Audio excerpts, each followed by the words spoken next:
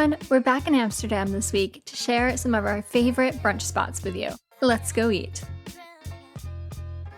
Brunch is one thing that Amsterdam does really well.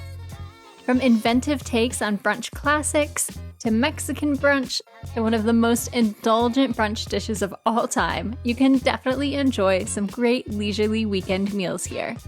First up, an absolute must-try, the vibrant and unforgettable Mexican brunch at Lupe.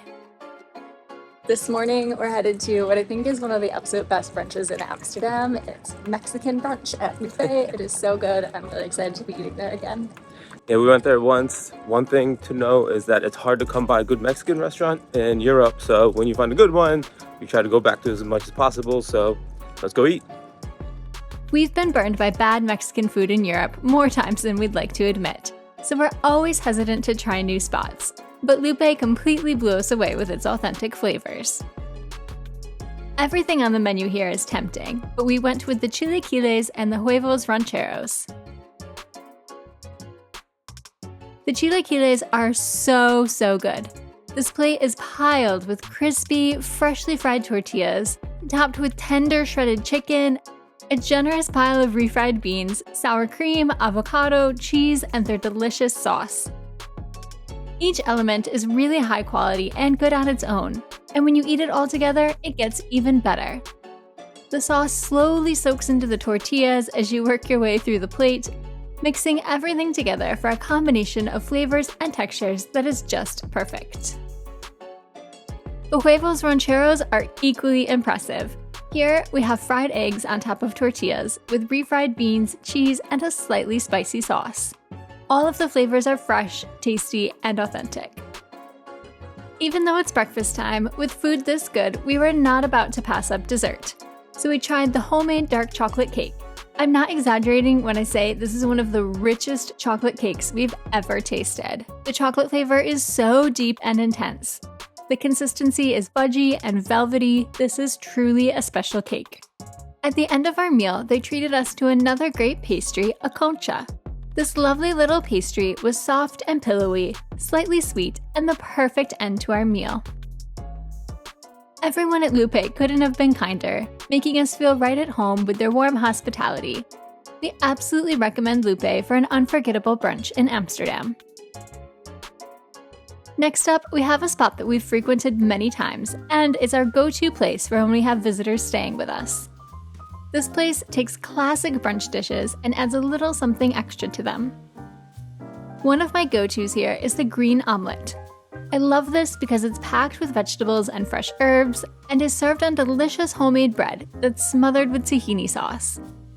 It has lots of freshness from all of that namesake greenness, earthiness from the tahini, and is served with this fresh tomato salad for a bit of acid. Mehmet went with a brunch classic, the Eggs Florentine. This has thick bread topped with poached eggs, spinach, and hollandaise sauce.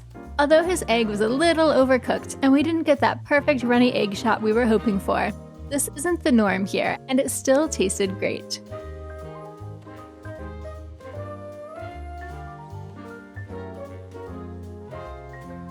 While Eggs Bennaddicted ups the brunch classics, for something out of the ordinary but still really delicious, we suggest checking out Amsterdam City Farm.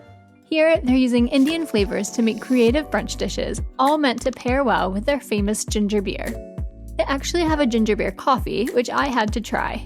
It was packed with flavor, but still really balanced and refreshing. We were particularly excited about the brunch menu here, because it reminded us of one of our favorite spots in London, Dishoom, which we've really been missing. These dishes definitely fulfilled our need for some of those delicious Indian flavors that we've been missing since we left London. The Ross omelette was a huge omelette served in a rich, creamy sauce with coconut milk and a ton of spices. It was also served with the most delicious bread, which was great for mopping up all of that sauce. The spiced truffle egg salad was another winner. This egg salad was creamy and soft with a hint of truffle flavor, also served on that delicious bread. Even Bindi ate well. They're animal lovers here, and brought Bindi over her own little plate of treats, which she very much enjoyed. Our next spot has the perfect type of brunch dishes to revive you after a night out. We're at Bach Social for strong coffees and the heartiest brunch plates. The menu here is impressive, and it was definitely hard to make a decision, but I ended up going with the vegetarian version of their breakfast sandwich.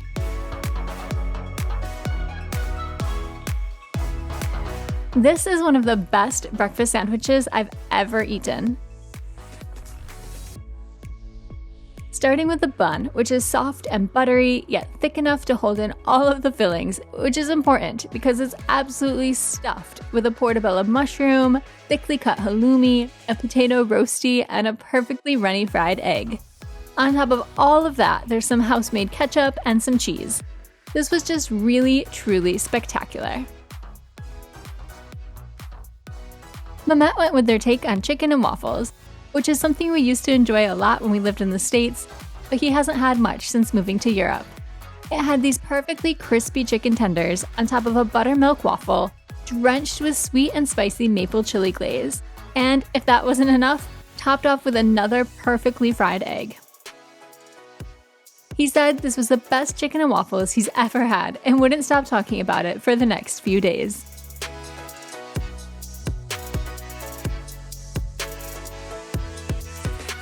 From the coffee to the food, the service, and the dog friendliness, we loved everything about Bach Social, and we will definitely be back. Finally, we've got one more special brunch to share with you. It's a spot called Little Collins. Unfortunately, the location we filmed this at in West Amsterdam has closed, so we'll keep this short.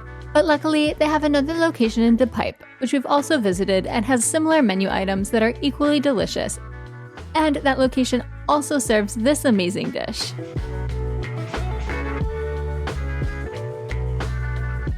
This super special brunch plate has a large, tender piece of brisket, a crispy, cheesy quesadilla, and lots of deliciously spiced beans and some of their homemade pickles. This isn't just any brunch. It's indulgent, filling, and unlike any breakfast we've ever had before. Thanks for watching. We hope you enjoyed these brunch spots. Let us know in the comments if there are any great places we missed. Also, can you believe we made an entire brunch video without Mehmet ordering avocado toast? We always appreciate a thumbs up if you enjoyed the video, and let us know if you have any suggestions for how we can improve in the comments. Next week, we have a major life update to share with you, and after that, we're off for some winter fun in the Alps. Be sure to subscribe so you don't miss anything.